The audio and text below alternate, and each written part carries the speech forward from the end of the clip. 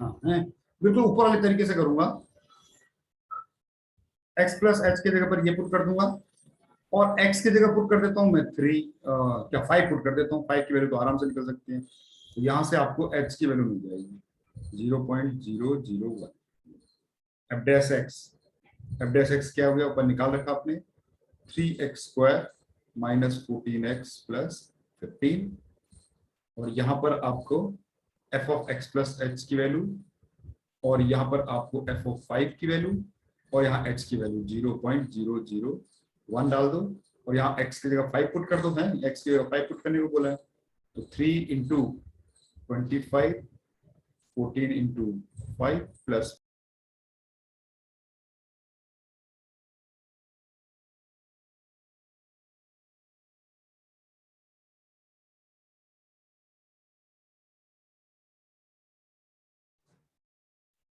तो ये पॉइंट नहीं है, इंटू है। और ये तो एफ अब डैश एक्स में 15 0 हो जाएगा। क्या एफ डैश एक्स जब निकालेंगे x है, नहीं x है ना, अच्छा x नहीं है इसमें, x नहीं है ना इसमें। तो उसका डेरिवेटिव करेंगे जब फंक्शन को। हाँ वो नहीं, तो मैं x समझ लिया,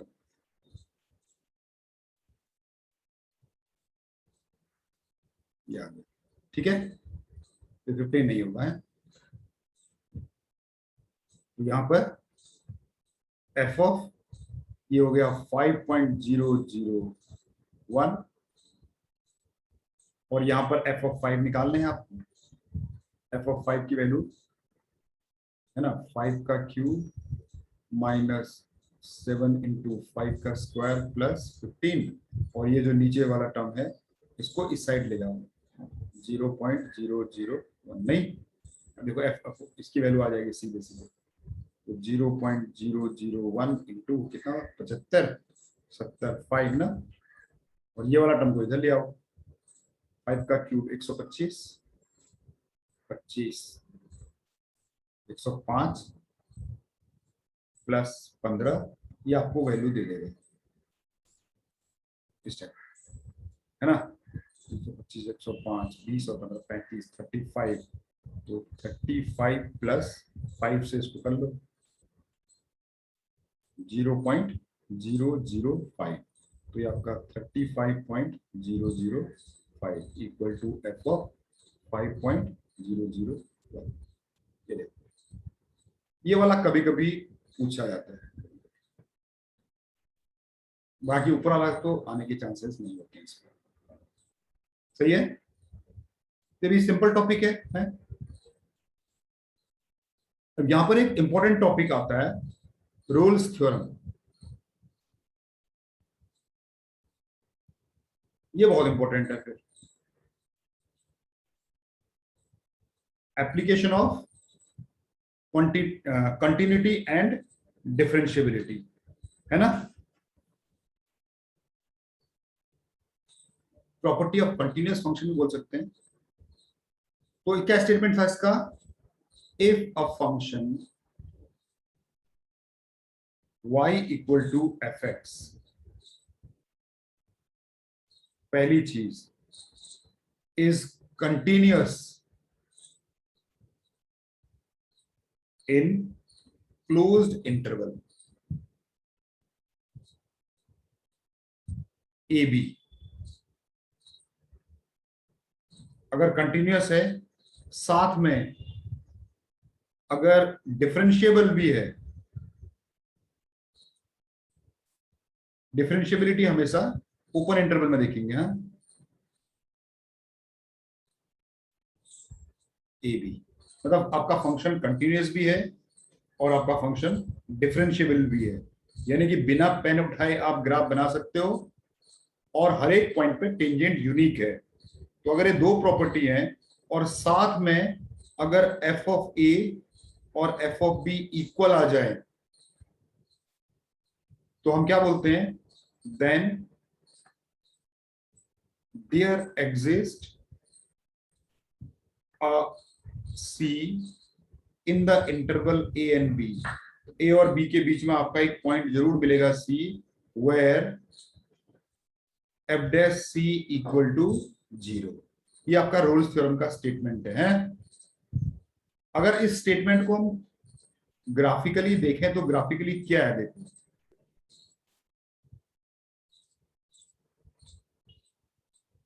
ये कह रहा है कि अगर आपका एक फंक्शन कंटिन्यूअस है ए और बी के बीच में, मान लो ये पॉइंट आपका सपोज करो ए है, ये वाला पॉइंट आपका मान लो बी है, ए और बी के बीच में आपका फंक्शन कंटिन्यूअस है, मतलब कि बिना पेन उठाए आप बना सकते हो पूरा ग्राफ को, और डिफरेंशिएबल है, मतलब कहीं पर भी कॉर्नर नहीं है ना, शार्प कॉर्नर नहीं है कहीं पर भी, बिल्कुल स्मूथ ग्राफ है बिल्कुल। और ए पे जो वैल्यू आ रही है, ए पे मान लो जो भी आपको वैल्यू मिल रही है आउटपुट, और बी पे जो भी आपको आउटपुट मिल रही है, वो दोनों सेम है, मतलब एक ही हाइट पे है ना। तो यहां से आपको अगर यहां पहुंचना हो है, तो आपको कम से कम एक बार टर्न करना पड़ेगा, नहीं करना पड़ेगा, यहां पहुंचने के लिए कम से कम एक बार टर्न करना पड़ेगा ना। तो ये जो पॉइंट आपका है, जिस पॉइंट पे आपने टर्न किया, वो पॉइंट इन दोनों पॉइंट के बीच में जरूर लाई करेगा। और इस वाले पॉइंट पे, ये वाला पॉइंट है C, एफ सी, इस वाले पॉइंट पे आपका जो dy बाई dx है वो हमेशा जीरो होता है ना, जिस पॉइंट पे टेंजेंट आपके एक्स एक्सिस के पैरेलल हो गया तो स्लोप जीरो हो गया, ठीक है ना। तो सिंपल सा देखो पावर फिनोमिना है, आप रियल लाइफ से भी देख सकते हो। अगर आप एक पत्थर फेंको तो वापस उसी हाइट पे आने के लिए उसको टर्न करना पड़ेगा ना, कम से कम एक बार टर्न करना पड़ेगा। पत्थर तो एक ही बार टर्न करेगा, ग्राफ बहुत बार टर्न कर सकता है, लेकिन उसको टर्न जरूर करना पड़ेगा, बिना टर्न करे वापस नहीं आ सकता ना, ठीक है ना। हाँ, बशर्ते कि वो स्ट्रेट हो, बिल्कुल कांस्टेंट फंक्शन हो, तब तो टर्न करने की जरूरत नहीं है। अगर वो फंक्शन इंक्रीज कर रहा है तो किसी पॉइंट पे जाके उसको डिक्रीज भी करना पड़ेगा वापस आने के लिए, और अगर वो डिक्रीज कर रहा है तो किसी पॉइंट से उसको इंक्रीज भी करना पड़ेगा आपके वापस उसी पॉइंट पे आने के लिए, उसी हाइट पे आने के लिए, सही है। तो ये जो रोल्स थ्योरम में पहला वाला स्टेटमेंट बोल रहा है कि पेन बिना पेन उठाए आप आपको ग्राफ बना सकते हो। दूसरा बोल रहा है कि हर एक पॉइंट पे टेंजेंट बनेगा। तीसरा पॉइंट बोल रहा है कि सेम आउटपुट मिलेगा ए और बी पे। जब ए और बी पे सेम आउटपुट मिल रहा है तो मतलब सेम हाइट पे आप हो, ए पे भी आप जिस हाइट पे हो, बी पे भी आप उसी हाइट पे हो। तो यहां से अगर आप कोई चीज, अगर आपका फंक्शन ग्रो कर रहा है, ऊपर की तरफ को बढ़ रहा है, तो कहीं ना कहीं से वापस आना पड़ेगा ना उसको, ठीक है ना। या हाँ, यानी कि आपको ग्राफ को टर्न करना ही पड़ेगा, और टर्निंग पॉइंट पे dy बाई dx जीरो होता है, सही है ना। अच्छा, इसका ऑल्टरनेटिव स्टेटमेंट,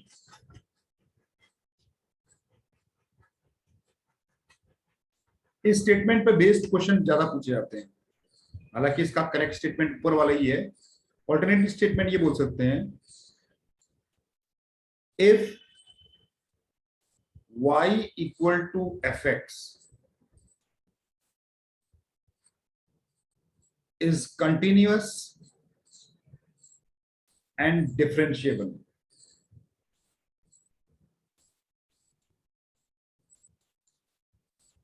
ठीक है।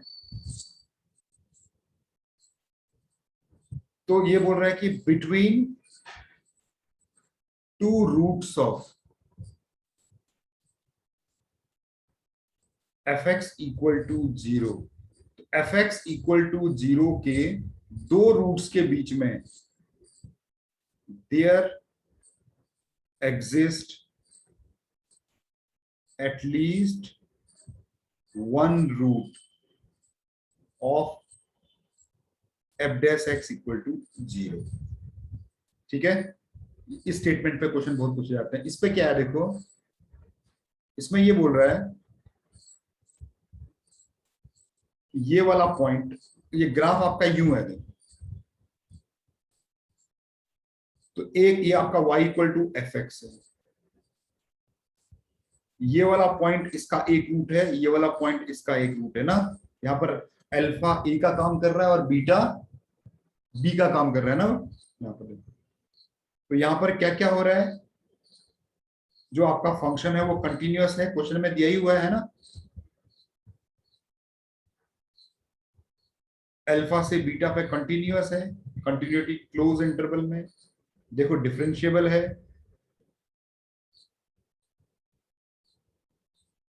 ये भी दिया हुआ है, डिफरेंशिएबिलिटी ओपन इंटरवल में देखते हैं।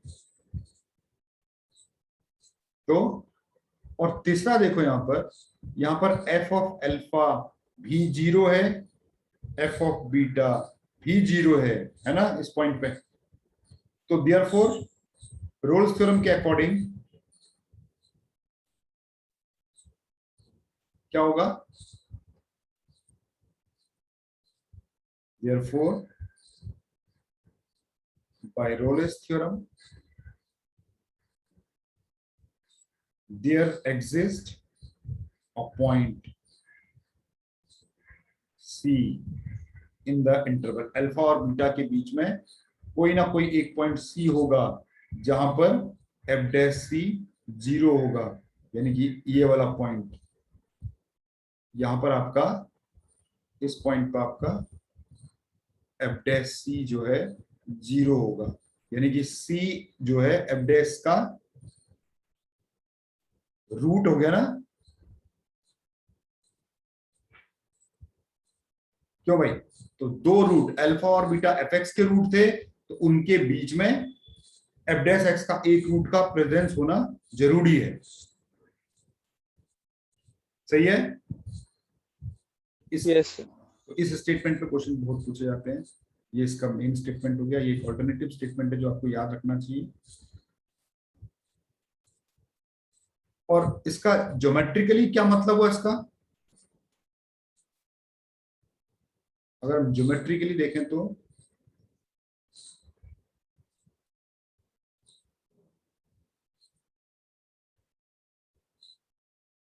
अगर हम ज्योमेट्रिकली देखें तो हमको जो C कॉमा एफ सी जो पॉइंट मिलेगा ना,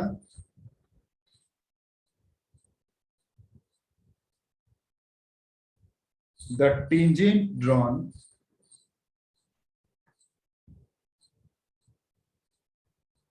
to the curve, अगर इस पर्टिकुलर पॉइंट पर अगर आप टेंजेंट ड्रॉ कर दोगे तो क्या होगा बताओ, टेंजेंट की खासियत पैरेलल टू एक्स एक्सिस होगा ना। तो कभी कभी ना आपको क्या कहता है, वो क्वेश्चन पूछता है कि find a point on the curve where tangent is parallel to X axis, मतलब वो रोल्स थ्योरम का सी पूछ रहा है आपसे, नहीं।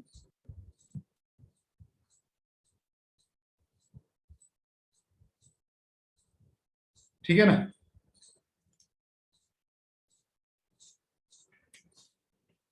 हाँ, तो मैं आपको कुछ क्वेश्चंस इसके देते हैं, इस पर तो काफी क्वेश्चंस करने पड़ेंगे।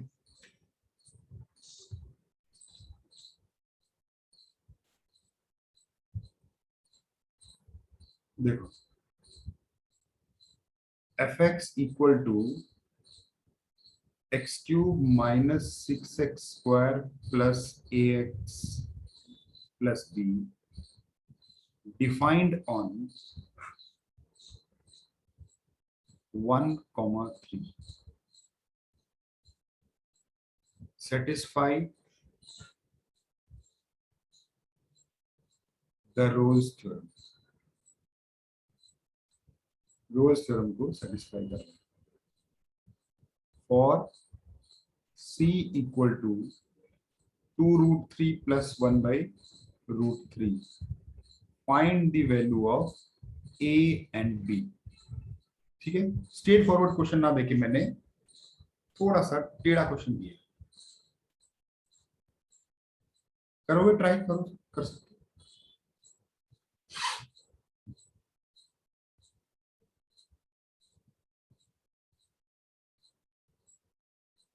देखो पॉलिनोमियल फंक्शन है ना, देखो F x being a polynomial function ना, इज कंटिन्यूअस एंड डिफरेंशिएबल, करने की जरूरत ही नहीं है, प्रूव करने की जरूरत नहीं है, वो प्रॉपर्टी यूज कर लेंगे तो हमने लिखवाई थी। देखो F x being a polynomial function is continuous and differential.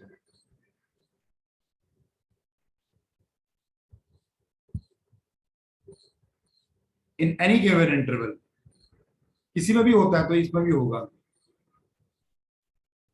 ठीक है, दो कंडीशन तो ऐसे ही होगी, पहली कंडीशन और दूसरी कंडीशन तो सीधे ही होगी। तीसरी कंडीशन रोल्स थ्योरम की होती है कि f(1) और f(3) को इक्वल होना पड़ेगा।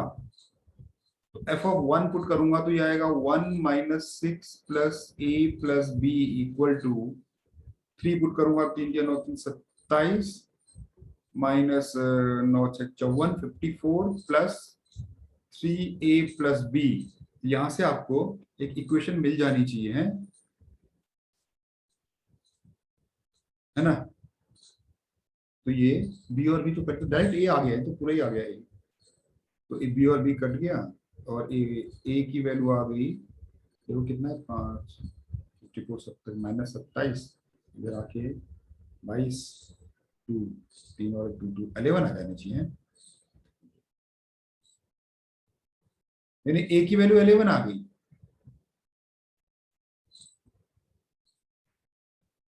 अब b की वैल्यू निकालनी है, b क्या होगा,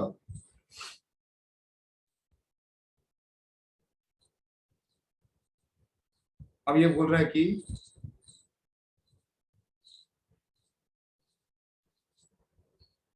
अब b तो कुछ भी हो सकता है ना, कह रहा है रोल्स थ्योरम की कंडीशन सेटिस्फाई कर रही है, तो b तो कट ही गया है, b की वैल्यू कुछ भी हो, रोल्स थ्योरम की कंडीशन तो सेटिस्फाई होगी होगी है। बस सिर्फ ये बोल रहा है कि आपका जो f' है उसमें देखो, अब आप f' निकालोगे तो b तो कट ही जाएगा ना, देखो 3x² - 12x + a, तो यानी कि f' की वैल्यू दे रखी है 2√3 + 1/√3 = 0। इज, ये तो आएगा ही आएगा, 0 इज इंडिपेंडेंट ऑफ b, मतलब b पर डिपेंड ही नहीं कर रहा है, तो b can be any real number. आपका आंसर होना चाहिए, ठीक है भैया, a की वैल्यू तो फिक्स है 11, लेकिन b कुछ भी हो चलेगा, रोल्स थ्योरम सेटिस्फाई करेगा, क्योंकि देखो b तो यहां भी कट गया b, और जब मैं इसको f' कर रहा हूं जिसको 0 करना पड़ता है c डाल के, उसमें भी b नहीं है, इंडिपेंडेंट ऑफ b है ये, तो इसीलिए b की वैल्यू कुछ फर्क नहीं पड़ता।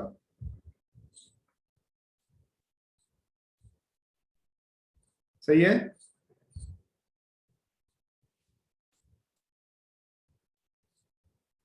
तो ऐसे क्वेश्चंस तो आपने किए होंगे, हैं, ऐसे क्वेश्चंस में टाइम वेस्ट करने का कोई फायदा नहीं है, क्यों, यस। है ना। ऐसे क्वेश्चन, क्योंकि मैं ये क्या चेक कर रहा हूँ आपको कि रोल्स थ्योरम की कंडीशन चेक करो, सी निकालो, ये सब तो आपने कर रखे हैं ऑलरेडी है। मैं थोड़े से इसमें डीप क्वेश्चंस करा देता हूँ, थोड़ा सा, है ना। अच्छा, एक चीज मैं थोड़ा सा यहीं पर ही इसी टॉपिक में करूंगा, थोड़ा सा theory of properties of continuous function है, साथ में रोल्स थ्योरम है। कंटिन्यूअस फंक्शन के साथ और कहीं कहीं पर इसमें रोल्स थ्योरम बेसिकली, एक प्रॉपर्टी, ये प्रॉपर्टी बहुत इंपॉर्टेंट है, देखो अगर एक कंटिन्यूअस फंक्शन है ए और बी पे, अगर ए पे y = fx मान लो कंटिन्यूअस, तो अगर ए पे आपका जो fa है वो पॉजिटिव आ रहा है और f(b) आपका नेगेटिव आ रहा है, मान लो मतलब ए पे आप ऊपर हो, ये एक्स एक्सिस है, ठीक है, अब ए पे आप एक्स एक्सिस के ऊपर हो, a, fa आप यहां हो, और b, fb आप यहां हो, नीचे हो, तो यहां से आपको यहां पहुंचने के लिए एक्स एक्सिस को कम से कम एक बार क्रॉस करना पड़ेगा। यानी कि जब किसी पॉइंट पे आपको फंक्शन की वैल्यू पॉजिटिव मिल रही है और दूसरे पॉइंट पे नेगेटिव मिल रही है, तो इसका मतलब उसके बीच में क्या होगा, है जब भी कभी ऐसा होगा तो उसका मतलब है कि then there exist at least one real roots of fx equal to 0 between a and b. ए और बी के बीच में आपको कम से कम एक रूट तो जरूर मिलेगा, रियल रूट। ज्यादा मिल सकते हैं क्या? हैं? ज्यादा ही मिल सकते हैं? नहीं, ऐसा भी तो हो सकता है ना, ये ए पॉइंट है, ये बी पॉइंट है, आप यहां से चले थे, आपको यहां पहुंचना था, तो आपने एक बार क्रॉस किया, फिर आप वापस चले गए। अब वापस आने के लिए आपको दोबारा क्रॉस करना पड़ेगा इसको नीचे। तो कितने रूट्स आ गए इस बार? देखो यहां पर है 3 real roots, 3 real and distinct roots. ये देखिए 3 रियल एंड डिस्टिंक्ट रूट्स। तो उसका मतलब है इस सिचुएशन पे आपको एक रूट मिला, इस सिचुएशन पे आपको 3 रूट्स मिले। डिस्टिंक्ट की बात हो रही है यहां। अगर ऐसी सिचुएशन कर लूं मैं, एक बार और ऊपर चला गया वो,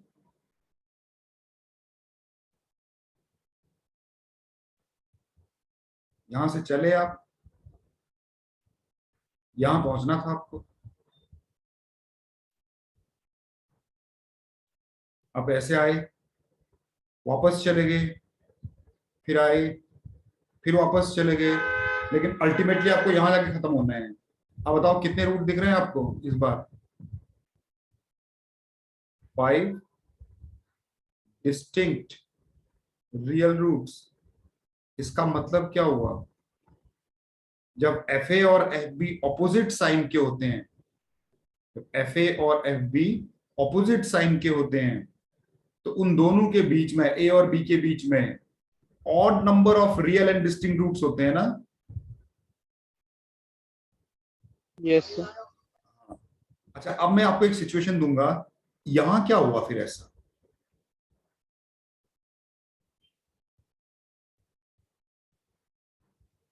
ऐसा भी तो हो सकता था ना, a comma f a, b comma f b opposite, ये यूं आया, वापस मुड़ा और टच करके वापस आ गया। अब बताइए कितने रूट्स हैं यहां पर?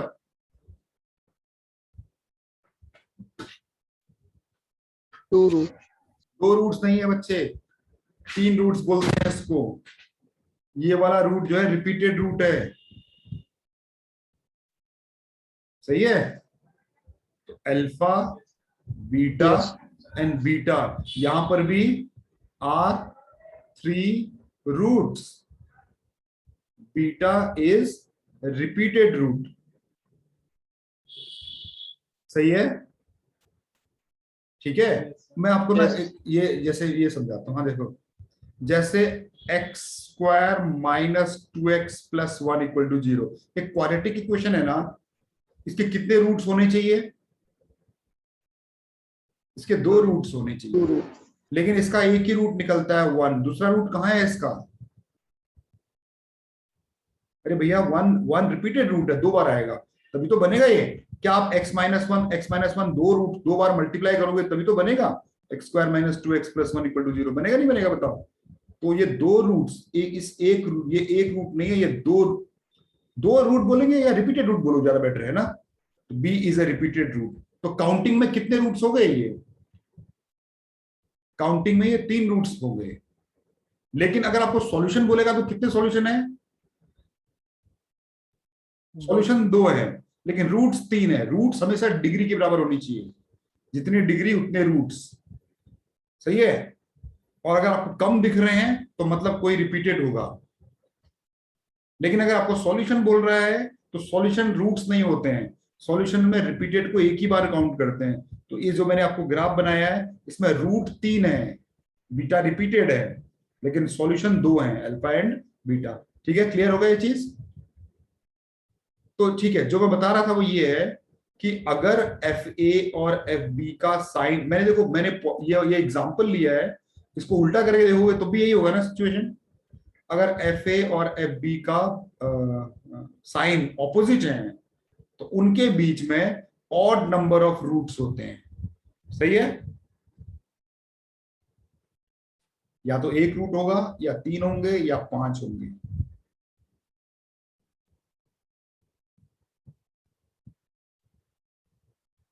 ठीक है, यहां लिख देता हूं मैं इसको,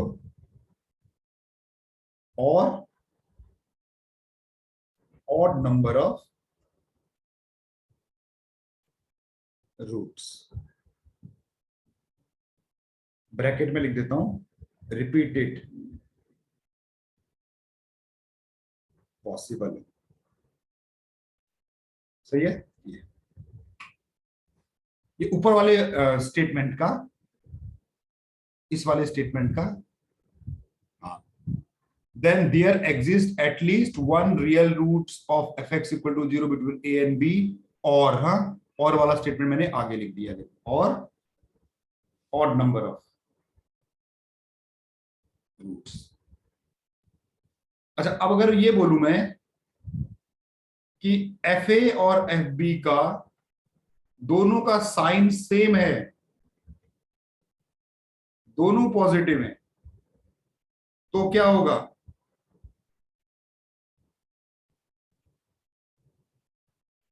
ए पर भी आप ऊपर हो और बी पे भी आप ऊपर, सेम हाइट पे भले ना हो लेकिन दोनों में आप पॉजिटिव हो, तो आपको यहां से यहां पहुंचना है, तो क्या आपको एक्स एक्सिस को क्रॉस करना जरूरी है?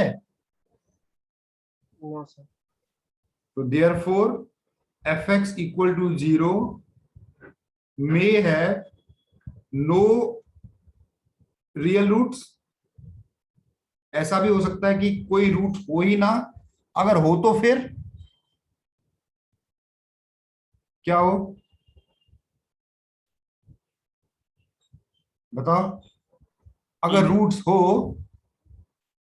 Then they must be even in number ना, yes sir. Even in numbers, even number of roots होनी चाहिए। क्यों? क्योंकि अगर आपने एक बार क्रॉस कर दिया तो वापस आने के लिए आपको दोबारा क्रॉस करना पड़ेगा। तो आपको पता है जहां पर भी ग्राफ एक्स एक्सिस को क्रॉस करता है वो रूट होता है ना। इसमें किसी को डाउट है कि जहां पर भी आपका ग्राफ एक्स एक्सिस को कट करेगा, क्रॉस करेगा, तो वहां पर आपको एक रूट मिल जाता है। देखो, दो रूट मिल गए। अगर क्रॉस ना करे तो भी ये बी पे पहुंच जाएगा, तो रूट नहीं होंगे तो ठीक है, they may have no root, x axis को क्रॉस किया ही नहीं। लेकिन इस वाले केस में इसने एक्स एक्सिस को क्रॉस कर दिया। अब वापस उसको, अगर मान लो वो एक्स पॉजिटिव से नेगेटिव पे चला गया, तो वापस पॉजिटिव में आने के लिए उसको एक बार और क्रॉस करना पड़ेगा। तो कम से कम, अगर नहीं है रूट, अगर है तो फिर दो होने चाहिए हैं। अब ये बोलो, अगर दो होंगे या दो चार भी हो सकते हैं, वापस फिर चला गया वापस। लेकिन इस केस में क्या होगा फिर? अब ये मैं ऑलरेडी बता चुका हूं आपको, आप मुझे बताएंगे कि इस केस में क्या हुआ फिर।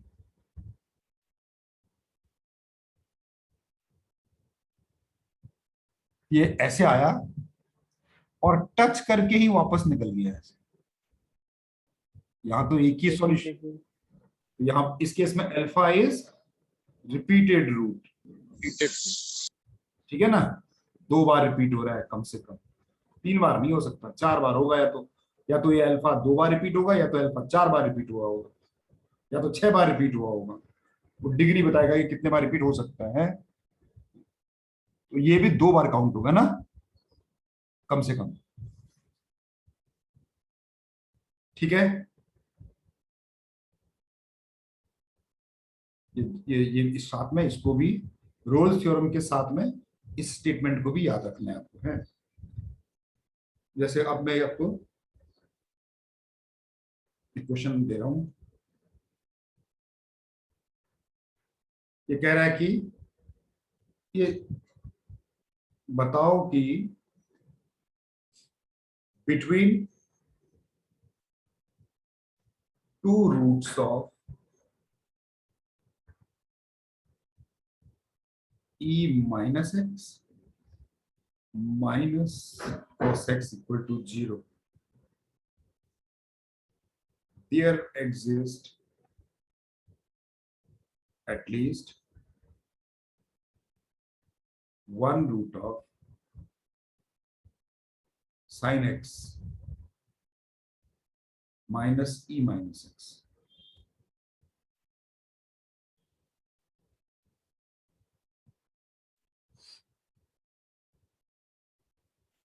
Between 2 roots of e minus x minus cos x, there exists at least one root of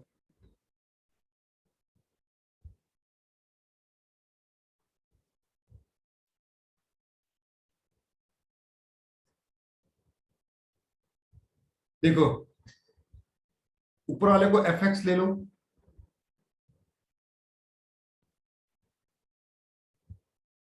अब देखो ex कंटिन्यूअस होता है,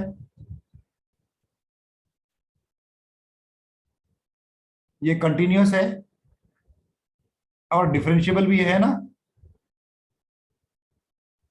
एक्सपोनेंशियल फंक्शन होता है वो कंटिन्यूअस भी होता है और डिफरेंशिएबल भी होता है, और आपको पता है कि cos x भी कंटिन्यूअस भी होता है और डिफरेंशिएबल भी होता है, तो देयरफॉर आपका fx कैसा है,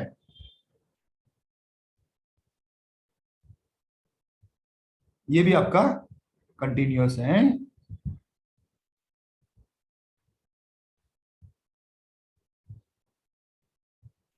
ये भी आपका कंटिन्यूअस है। और अभी आपने पढ़ा था कि कंटिन्यूअस फंक्शन की प्रॉपर्टी पढ़ी थी कि बिटवीन 2 रूट्स ऑफ fx, तो इसको बाय रोल्स थ्योरम बोल देते हैं सीधे ही, हाँ, रोल्स थ्योरम का alternative statement, between 2 roots of fx equal to 0 there exists at least one root of its derivative। क्यों, केवल आपको किस चीज का ध्यान रखना पड़ा, तो देयरफॉर f डैश x क्या हो गया, अभी आप डिफरेंशिएट करोगे तो ये cos x का sin x आ जाएगा और e माइनस एक्स का minus of e minus x आ जाएगा, तो इसका मतलब कि है ना f डैश x ये था, देखो इसका एक at least one root of its derivative, Rolle's theorem का जो अल्टरनेटिव स्टेटमेंट में लिखवाया था वो देखो, सही है। आपका केवल क्या चेक करना था, आपको क्या मेक श्योर करना है इसमें, आपको मेक श्योर करना है कि जो फंक्शन है वो कंटिन्यूअस और डिफरेंशिएबल दोनों है, और यहां तो एक्सपोनेंशियल भी था और ट्रिग्नोमेट्रिक है, हमें तो पता ही है, थ्योरम पता है हमको, है ना, कंटिन्यूअस एक्सपोनेंशियल एंड, हाँ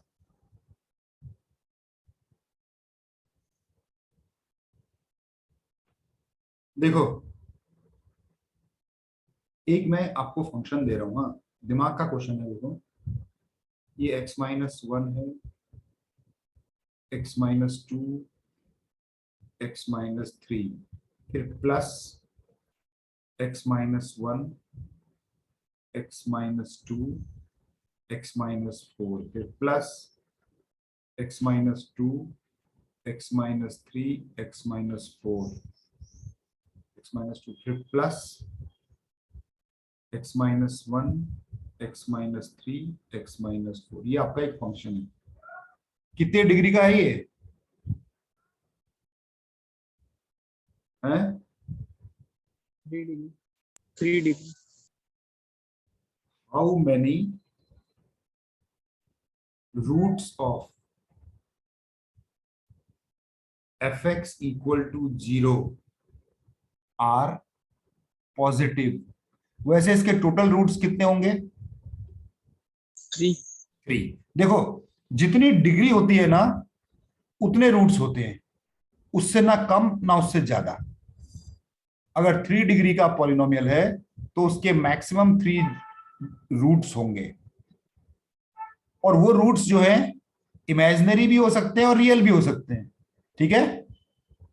रूट्स रूट्स रूट्स जीरोस क्या होते हैं, जीरोस होते हैं रियल रूट्स, रियल रूट्स को जीरोस बोला जाता है, ठीक है, समझ रहे हो इसको अगर आपसे कोई पूछे कि रूट्स और इसमें जीरोस में क्या डिफरेंस है, आप बोलोगे रूट्स रियल और इमेजिनरी दोनों होते हैं, और जितनी डिग्री होती है उतने ही रूट्स होते हैं, और उन रूट्स में से जो भी रियल रूट्स होगा वो जीरोस कहलाते हैं। और सॉल्यूशन क्या होता है, कोई रूट रिपीटेड भी हो सकता है, तो सॉल्यूशन में वो एक बार काउंट होता है? ये Yes. अच्छा, तो बताइए अब यहां पर इसने पूछा पहले तो अगर मैं इसमें आपको ये अगर आप 10th क्लास के बच्चों से पूछा जाता है कि इसके कितने रूट्स होंगे, तो बोलेगा 3 रूट्स होंगे, काम खत्म है, क्योंकि डिग्री 3 है। आपसे पूछा जा रहा है कि इसके कितने रूट्स जो होंगे जो पॉजिटिव होंगे, ये पूछा।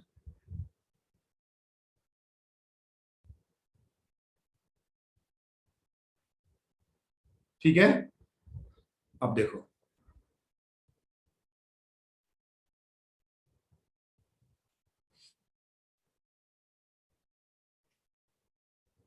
आ, हम्म अच्छा, मैं ये क्या करता हूं, एक फंक्शन तैयार करता हूं एफ एक्स, उसको लिख देता हूं x-1, x-2, x-3, x-4, ये हो गई। तो आप मुझे बताएंगे एफ एक्स के कितने रूट्स हैं?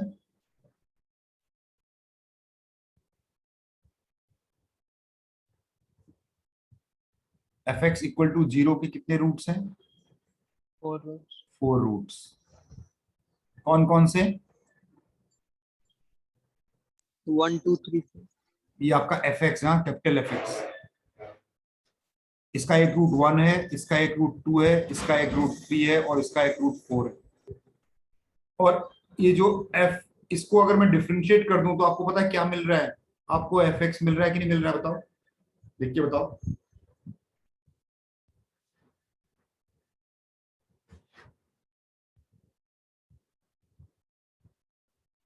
ये देखो, जो ये मैंने कैपिटल एफ एक्स लिखा है ना, इसको जब मैं डिफरेंशिएट कर रहा हूं ना, तो मुझे स्मॉल एफ एक्स मिल जा रहा है जो ऊपर लिखा हुआ है, देखो। आपको मालूम है प्रोडक्ट रूल कैसे लगाते हैं? ज्यादा जब मल्टी Yes. तीन को, अगर मैं तीन को एक ही जैसा तीन को एज इट इज, चौथे का डिफरेंशिएशन, तीन को एज इट इज, चौथे का डिफरेंशिएशन, फिर तीन को एज इट इज, चौथे का डिफरेंशिएशन, फिर तीन को एज इट इज, चौथे का डिफरेंशिएशन, देखो 4 टर्म बन गए, देखो बने नहीं बने? Yes, sir. अच्छा, अब दोनों पॉलिनोमियल है, ये कंटिन्यूअस भी होगा ना? जो आपका कैपिटल एफ एक्स है, पॉलिनोमियल है, इज कंटिन्यूअस एंड डिफरेंशिएबल, बिना किसी चेक के आप लिख सकते हो, क्योंकि polynomial functions are always continuous and differentiable in any interval. अब अभी अभी अभी हमने बताया था कि बिटवीन टू रूट्स ऑफ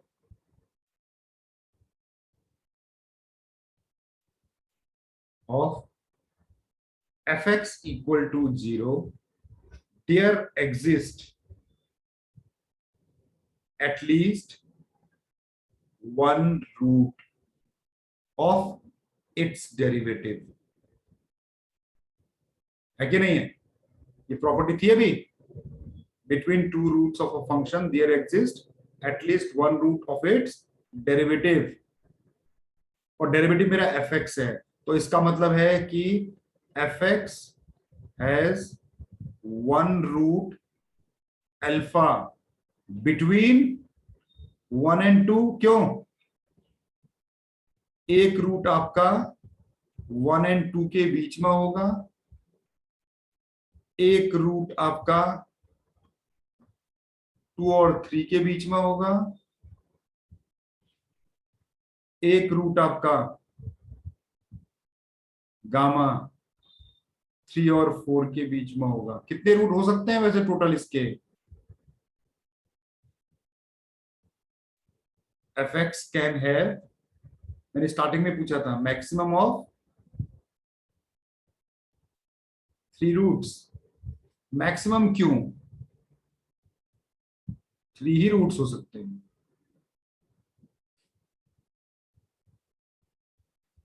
हैं? जो आगे ना, तो एक रूट अगर 1 और 2 के बीच में, तो ये भी पॉजिटिव हो गया, 2 और 3 के बीच में पॉजिटिव हो गया, पॉजिटिव। तो इसका मतलब आपका आंसर क्या होगा इस क्वेश्चन में? How many roots of F x equal to 0 are positive? All 3 roots are, जो तीनों के तीनों रूट्स थे they are positive. Rolle's theorem ने आपकी हेल्प करी है। ठीक है,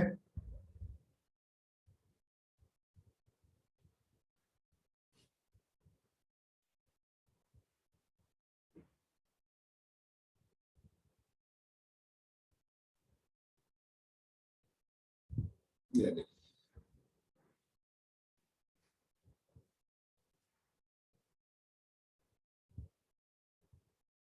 ठीक है, एक और लिखते हैं।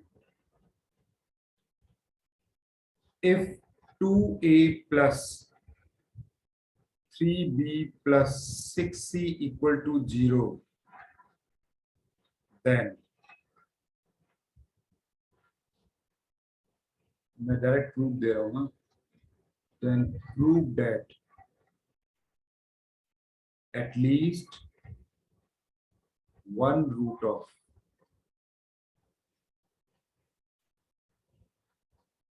ax square plus bx plus c equal to 0 lies in interval 0 to 1। या मतलब एक रूट आपका 0 और 1 के बीच में जरूर लाई करेगा, ये पूछ रहा है।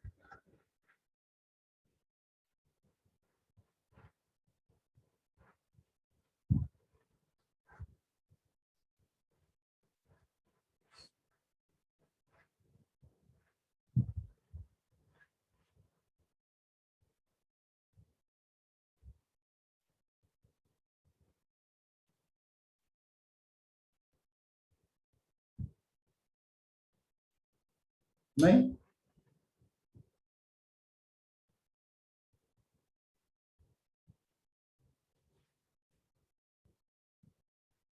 देखो इसके बारे में बताना है ना, तो क्या करो, एक ऐसा फंक्शन बनाओ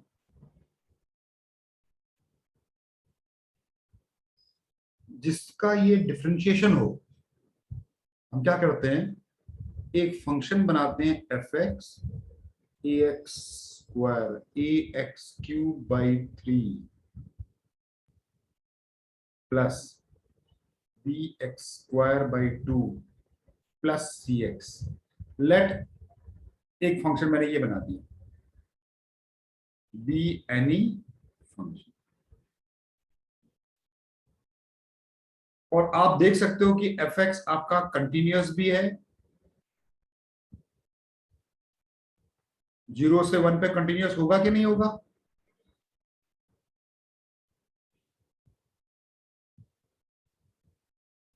डिफरेंशिएबल भी होगा ना?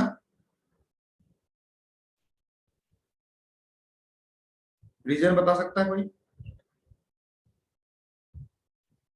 Polynomial function. Polynomial function. तीसरी चीज, एफ ऑफ 0 क्या आ रहा है? 0 पुट करो जरा, एफ ऑफ 0 0 आ रहा है। एफ ऑफ 1 क्या आ रहा है देखो, a by 3 plus b by 2 plus c by 1, LCM निकाला 6, तो 2a plus 3b plus 6c, और ऊपर दिया है देखो 2a plus 3b plus 6c, कितना दिया हुआ है? 0 दिया हुआ है। तो आपका एफ ऑफ 1 भी 0 आ गया। इसका मतलब है कि एफ ऑफ 0 और एफ ऑफ 1 आपका इक्वल है। तो देयरफॉर तीनों condition of Rolle's theorem are true. अगर कंडीशन तीनों रोल थ्योरम की कंडीशन हो गई, तो इसका मतलब होगा क्या? There exist a point C in the interval 0 to 1 where F dash C equal to 0। नहीं, ये तो होता है रोल्स थ्योरम। जरा एफ डैश करना तो जरा, जिसको मैंने एफ एक्स लिया उसका एफ डैश, ये आपका एफ एक्स है, उसका एफ डैश एक्स करो, तो आपका जो एफ डैश एक्स होगा वो हो जाएगा क्या, ए एक्स स्क्वायर। बनाया फंक्शन इस तरह से, तो therefore F dash C equal to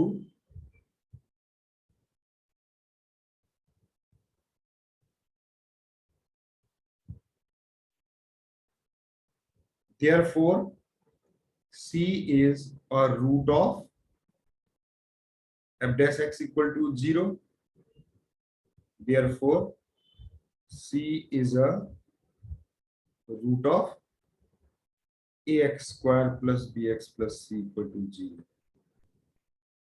and c lies between 0 and 1। तो ये ऊपर लिया हुआ देखो, c बिलोंग, यही तो मतलब हुआ इसका कि 0 और 1 के बीच में इसका एक रूट है, तो है ना, ये c है ना वो रूट, ठीक है ना। ये देखो यहां पर एक कंडीशन दी हुई थी, उस कंडीशन का इस्तेमाल करना था, इसके बारे में बात करनी थी, तो मैंने एक ऐसा फंक्शन बनाया जिसको डिफरेंशिएट करके ये आए,